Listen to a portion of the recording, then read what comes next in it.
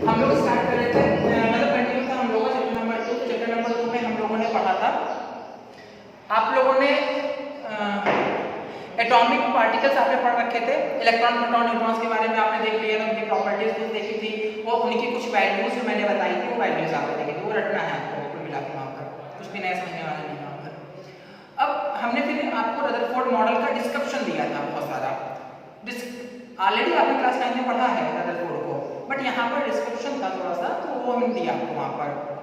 On the behalf of that, जब Rutherford model आया था तो रदरफोर्ड मॉडल आने के बाद बहुत ज़्यादा चीज़ें हमारे एक्सपैंड हुई थी केमिस्ट्री में। तो क्या क्या चीज़ें थी उस चीज़ को समझ लीजिए। तो हम लोग यहाँ पर समझते हैं एटॉमिक नंबर। एटॉमिक नंबर, तो एटॉमिक नंबर कहीं पर भी लिखा हुआ है उसको इंडिकेट किया जाता है by the Z। Atomic number indicated by Z। Clear? अब देखिए उन्होंने रदरफोर्ड ने कहा था कि भैया जो एटॉमिक स्ट्रक्चर है वो गोल है, बीच में छोटा सा पार्ट है जो कि पॉजिटिव का बना हुआ है। इस पार्ट को रदरफोर्ड ने पहली बार इस पार्ट को न्यूक्लियस कहा था, इसको नाम दिया कि ये न्यूक्लियस है। इलेक्ट्रॉन इसके चारों तरफ में मूव कर रहे हैं, ये इलेक्ट्रॉन जहां मूव कर रहे हैं उसको ऑर्बिट कह दिया। क्लियर?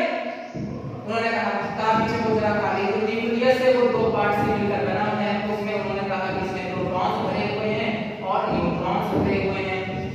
क्लियर? उन्होंने ये कहा कि जो एटॉमिक सब पार्टिकल्स है वो तीन स्टेबल सब पार्टिकल होते हैं। एटॉमिक सब पार्टिकल्स, अभी जब इंग्लिश में पढ़ोगे तो सब पार्टिकल्स बहुत सारे हैं, लेकिन हमारे काम केवल तीन है। तो एटॉमिक सब पार्टिकल्स उन्होंने कहा कि ये तीन है, इलेक्ट्रॉन होते हैं, प्रोटॉन्स होते हैं और न्यूट्रॉन होता है, तीन होते हैं। अब आते हैं यहाँ पर एटॉमिक नंबर क्या होता है। तो एटॉमिक नंबर होता है, आप ऐसे लिख लो, एटॉमिक नंबर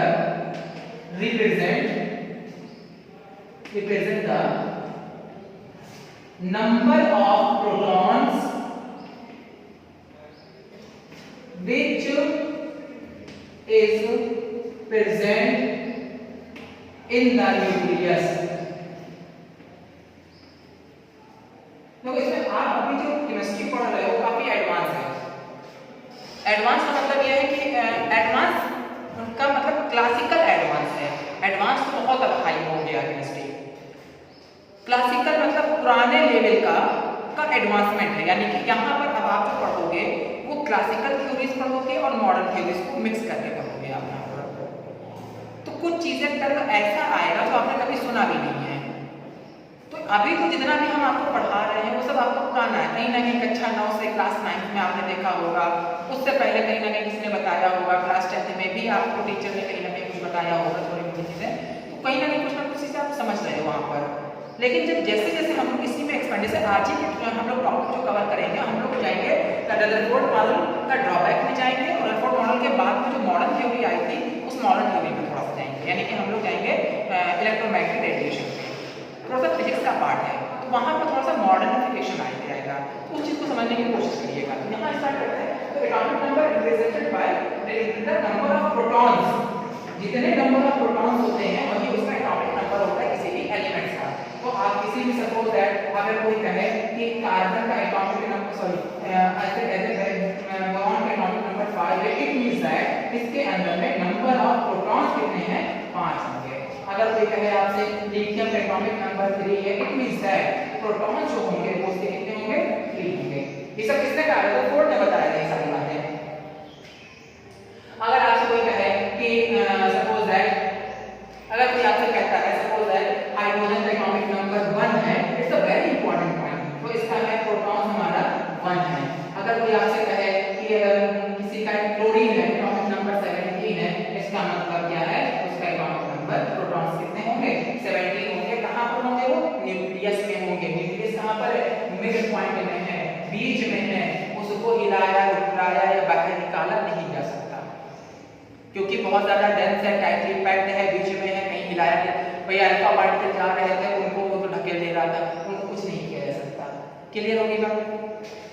रदरफोर्ड ने कहा, आगे रदरफोर्ड ने कहा कि जो एटॉमिक नंबर होता है, यानी कि जो नंबर ऑफ प्रोटॉन्स होते हैं, number of protons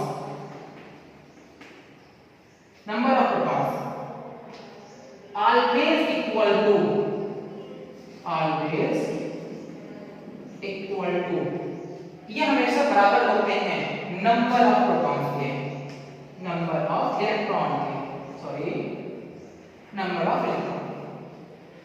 hence always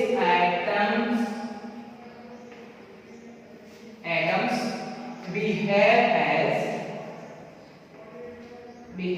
as neutral। Clear? आपको मालूम है जो प्रोटॉन्स होते हैं और इलेक्ट्रॉन्स होते हैं, इन दोनों के बीच में हमेशा अट्रैक्शन फोर्स काम करता है, क्योंकि पॉजिटिव नेगेटिव एक दूसरे के पास में आएंगे।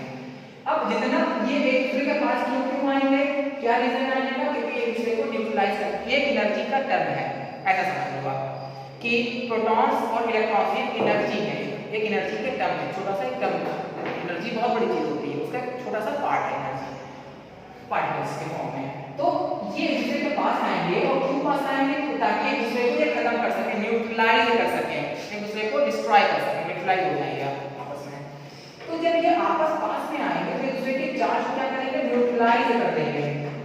तो जितना मान लीजिए 10 प्रोटॉन अगर किसी एटम में है तो 10 इलेक्ट्रॉन होगा ही होगा, क्योंकि जितना चार्ज माइनस का होगा उतना ही चार्ज हमारा प्लस का होगा ही होगा। इट मींस दैट कि अगर कहीं पर इलेक्ट्रॉन, आपका एटॉमिक नंबर 5 है तो प्रोटॉन 5 है, तो इलेक्ट्रॉन भी हमारा 5 होगा ही होगा। इट मींस दैट यहां पर 3 होगा, इट मींस दैट यहां पर 1 होगा, और इसका मतलब यहां पर कितने इलेक्ट्रॉन होंगे, 17।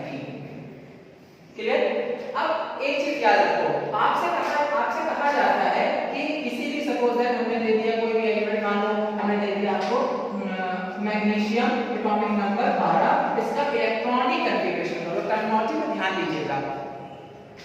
उन आपसे कहा गया है एटॉमिक नंबर दिया गया है और इलेक्ट्रॉनिक कॉन्फ़िगरेशन पूछा गया है, और जबकि मैं यहां पर क्या कर रहा हूं, atomic number represent the number of proton which are present in the nucleus.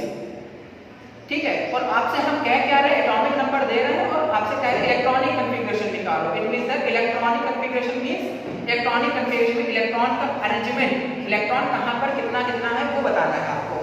तो हमने आपको इलेक्ट्रॉन तो कभी दिया ही नहीं, आपको हम प्रोटॉन्स देते हैं, तो ये हमेशा ध्यान में रखा जाता है।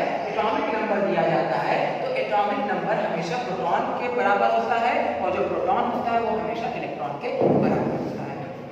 क्लियर हो गई? तो आपको एटॉमिक नंबर दिया जाता है और आपको पूछा क्या जाता है, आपसे इलेक्ट्रॉनिक कॉन्फ़िगरेशन पूछा जाता है। तो जितने भी माइनस चार्ज होते हैं, जैसे सपोज दैट यहीं पर समझ लीजिए छोटी छोटी चीजें, सपोज दैट अगर आपसे कोई कहे मैग्नीशियम पे 2+ है, Mg पे 2+, क्योंकि अभी क्वेश्चंस आएंगे तो आपको वहां पर करने होंगे, जैसे Mg 2+ लिखा हुआ है। अब इसका एटॉमिक नंबर कितना है, तो आप कहोगे एटॉमिक नंबर तो शायद इसका 12 ही है, एटॉमिक नंबर 12 है। क्या मैंने कहा, नर्वों ने यही तो कहा, बीच वाला हिस्सा हिलाया डुलाया नहीं जा सकता, बहुत मजबूत है, डेंस है, क्लोज पैक्ड है, उसको हम बिल्कुल भी कुछ भी नहीं कर सकते। तो एटॉमिक नंबर तो इसका मतलब फिक्स हो गया, उसको तो कुछ कर ही नहीं सकते हो। आप क्या कर सकते हो, electron are revolve around the nucleus, उन्होंने ये बात कही थी रदरफोर्ड ने, electron revolve around the nucleus, electron उसके चारों तरफ में घूम रहे हैं। इट मींस दैट हम इलेक्ट्रॉन में आगे पीछे कर सकते हैं, यानी कि मैग्नीशियम में हमने जो भी 2+ चार्ज आया है, इसका मतलब है हमने इलेक्ट्रॉन के साथ में कुछ ना कुछ आगे पीछे किया है। तो अगर आपसे कोई पूछे मैग्नीशियम एटॉमिक नंबर कितना है, तो आप कहोगे 12 है, और इसका कॉन्फ़िगरेशन करोगे तो आप क्या कहोगे, एटॉमिक नंबर के हिसाब से इसका कॉन्फ़िगरेशन कितना होता है, 2 8 2। अब यहां देखिए 2+ है, इसका मतलब यहां पर कॉन्फ़िगरेशन कितना होगा, 2 8, यानी कि 2 और 8। क्लियर होगी बात नहीं? चलो मैं निकाल उसको। अब आते हैं मास नंबर पे।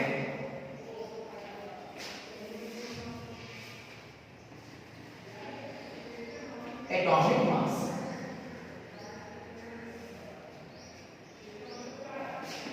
it is represented by 8। Clear? कैसे याद रखोगे आप, देखो इसका टर्म सिंबल याद करने में थोड़ा सा कंफ्यूजन होती है। क्या कंफ्यूजन होती है, आप एटॉमिक मास को याद करो, A फॉर A, तो Z किसके लिए होगा, एटॉमिक नंबर के लिए होगा, बस ये याद रखना। एटॉमिक मास जो A से स्टार्ट हुआ है उसको A से रिलेटेड कर दे, तो Z मतलब हमारा क्या होगा, एटॉमिक नंबर होगा। क्लियर? एटॉमिक मास में रदरफोर्ड ने कहा कि सपोज दैट एटम है हमारा और ये बीच में न्यूक्लियस है। न्यूक्लियस बहुत बड़ा बना है, छोटा करो उसको, तो हमने ये छोटा सा प्लस चार्ज का। क्लियर? अब रदरफोर्ड ने बात कही थी, रदरफोर्ड ने कहा था पूरे एटम का मास, मास मतलब वजन कितना हो भारी है, पूरे एटम का मास उसके न्यूक्लियस के अंदर में प्रेजेंट होता है। यानी कि बीच वाले हिस्से को निकालो, तौलो, जो वेट आएगा उसका मास होगा। मींस दैट ये तो हुआ, यानी कि इंटायर जितना भी एटम है, उस एक एटम की बात कर रहा हूं, पर्टिकुलर वन एटम की, तो एक एटम का जो मास होता है वो उसके न्यूक्लियस में प्रेजेंट होता है, उसके बीच वाले पार्ट में प्रेजेंट होता है, बीच वाले पार्ट में स्थित होता है। इसका मतलब है हम लोगों का मास, आपका मास, इस पूरी धरती का मास जो भी है वो सारा मास हमारे उस न्यूक्लियस से आ रहा है, यानी कि उस न्यूक्लियस में वो सारा मास प्रेजेंट है। तो इसका मतलब है उन्होंने कहा कि एटॉमिक मास, जो मास होता है, जो भी मास है, mass is present in nucleus, present in nucleus. तो इसका मतलब यहाँ पर ये हुआ कि न्यूक्लियस में तो उन्होंने कहा था प्रोटॉन्स हैं और न्यूट्रॉन्स हैं। इसका मतलब है जो एटॉमिक मास है, atomic mass is the addition, ये तो हम लिख सकते हैं, addition of protons and neutrons. Clear? यानी कि A is equal P plus N not. Clear? हमारा ये यानी कि एटॉमिक मास जो होता है वो प्रोटॉन और न्यूट्रॉन के इक्वल होता है। क्लियर हो गया? अब आता है रिप्रेजेंटेशन। रिप्रेजेंट हम इन सब चीजों को कैसे करते हैं?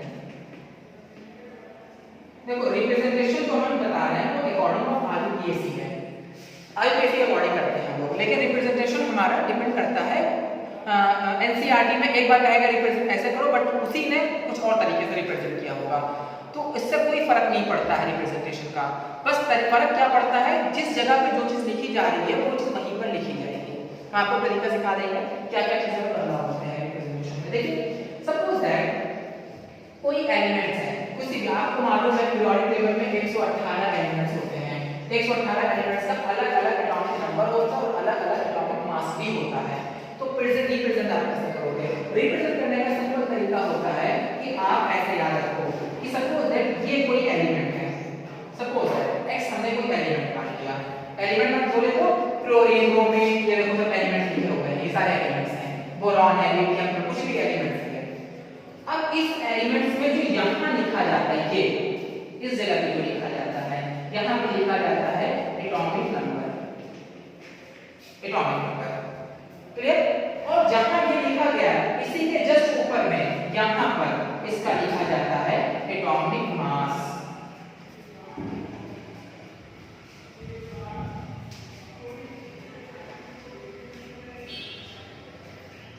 नहीं दिख रहा तो बड़ा बड़ा लिखना है।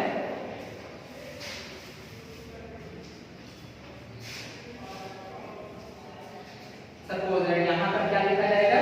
एटॉमिक नंबर, और यहां पर क्या लिखा जाएगा? Atomic mass. क्लियर? यहां पर क्या लिखा जाएगा? यहां लिखा जाएगा उसका number of ions, number of ions, और यहां पर लिखा जाएगा, यहां पर लिखा जाएगा मॉलिक्यूलैरिटी, मॉलिक्यूलैरिटी। क्लियर हो गई बात? अब हम इसका देखिए, ये जो लिखा हुआ है प्रेजेंटेशन इसका एग्जांपल लेते हैं। सपोज दैट हमने लिखा क्लोरीन, ये एलिमेंट्स हो गया, ये एलिमेंट्स यानी x, एलिमेंट्स का एटॉमिक नंबर इस क्लोरीन का कितना होगा? 17 एटॉमिक नंबर रिप्रेजेंट किया यहां पर। मास नंबर कितना होता है? 35 हमने रिप्रेजेंट किया यहां पर। क्लियर? अब ये तो हो गया रिप्रेजेंटेशन उसका एटॉमिक नंबर और मास नंबर में। अगर आपको कहे क्लोरीन आयंस लिखना है तो क्लोरीन आयंस है माइनस चार्ज कहां पर होंगे? यहां पर। और अगर कोई कहे क्लोरीन मॉलिक्यूल है तो क्लोरीन मॉलिक्यूल कैसे लिखते हो आप लोग? सिगरेट के फॉर्म में, यानी कि वो कहां लगाते हो? यहां पर लगाते हो। तो सबका अलग अलग तरीका रिप्रेजेंटेशन का है, जबरदस्ती वाला पानी आपको नहीं करना होता है। तो यहां पर इस तरीके से सपोज दैट हमारा लिथियम है, तो लिथियम मास नंबर होता है 5, कितना होगा 5 6 6 कर देते हैं, कंफर्म नहीं है कितना है। हाइड्रोजन का देखिए, हाइड्रोजन कितना होता है, एटॉमिक नंबर होता है 1, मास नंबर होता है 1। क्लोरीन कर दिया। बोरॉन का देखिए एटॉमिक नंबर होता है 5 और मास नंबर कितना होता है। सोडियम का एटॉमिक नंबर होता है 11, मास नंबर कितना होता है 23.5। इस तरीके से क्लोरीन एंड साइक्लोन। आप जितना करते जाओ, रिप्रेजेंटेशन का तरीका देखो यही है, आप ऐसे ही रिप्रेजेंट करोगे, बट एक जगह पे रिप्रेजेंटेशन जो ऐसे एनसीईआरटी ने किया है, फिर एक दूसरी जगह पे आप दूसरा चैप्टर में जब आप पहुंचोगे तो आपको लिखिएगा इस तरीके से। सपोज क्लोरीन 17 है और यहाँ पर 35 है, तो ऐसा भी लिख सकते हो, कोई फर्क नहीं पड़ता इसका। लेकिन जो आईपीएससी रूल है वो आईपीएससी कहता है कि ये 35 है उसको यहाँ पर रिप्रेजेंट करो, अगर यहाँ पर करते हो उसका कोई फर्क नहीं पड़ता, वो सही चीज है, जो लिखा हुआ है वो वही है, क्लोरीन ही रिप्रेजेंट कर रहा है, उसका मास ही रिप्रेजेंट करता है, अगर वैल्यू इधर उधर हो तो उसको कोई फर्क नहीं पड़ता है।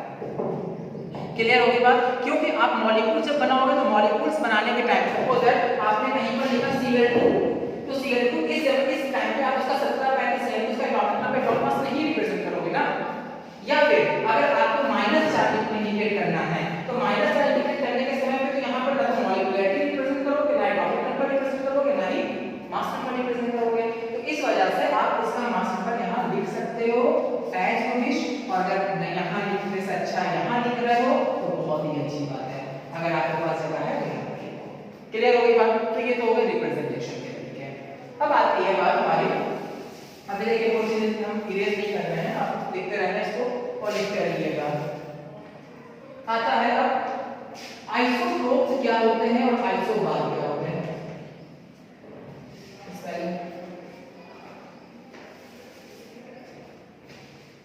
आइसोटोप्स और आइसोबार्स, देखो इसमें भी कुछ कंफ्यूजन रहती है हमेशा। अब ऐसे देखो नाम याद करने का ऐसा तरीका है, बार से याद करो मास, ये लग याद रखो मास, बार से आप ठीक, बार से आपको मास याद हो गया, जो बार होता है वो रिप्रेजेंट करता है मास को। अब कैसे रिप्रेजेंट करता है देख लो अपने हिसाब से, बार का मतलब मास क्या है। अब देखिए आइसोटोप का मतलब क्या होता है, सेम एटॉमिक मास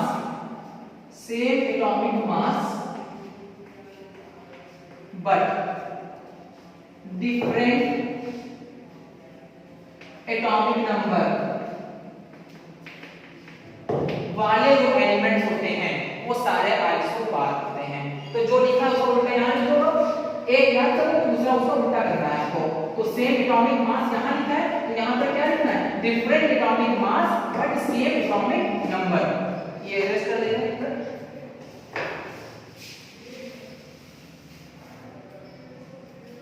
आइसोबार मतलब same atomic mass but different atomic number, यहां से उल्टा कर दो, different atomic mass but same atomic number. Clear हो गया? तो दोनों में क्या डिफरेंस है, आपको क्या करना है, बस ये बार जो लिखा है इसको मास से इंडिकेट करो, ठीक है। आइसोमास समझ लो यहां पर कि आइसोमास लिखा है, और आइसोमास से आपको ये डिफिनेशन बनेगी, जो डिफिनेशन बनेगी उसको उल्टा यहां पर करना है, ज्यादा से समझने की जरूरत नहीं, एक समझो दूसरा अपने आप बनेगा। तो आपका ये रिप्रेजेंटेशन हो गया। ऐसे कुछ एग्जांपल्स देखिए, एग्जांपल्स देखिए, एग्जांपल्स हैं 1H1 1H2 1H3, ये देखिए एग्जांपल्स हैं हमारे। Clear? 1H1 1H2 1H3 isobar के एग्जांपल्स।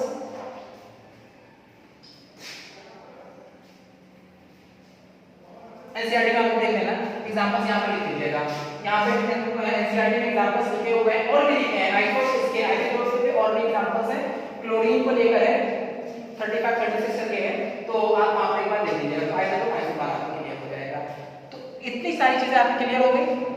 तो ये तो हो गया सिर्फ अभी क्या चल रहा था हमारा चल रहा था यहाँ पर अभी रदरफोर्ड मॉडल। अब रदरफोर्ड मॉडल के ड्रॉबैक्स हैं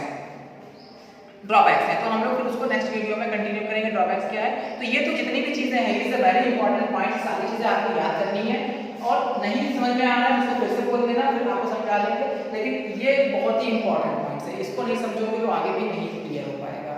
तो थैंक यू, फिर हम लोग मिलते हैं नेक्स्ट वीडियो में।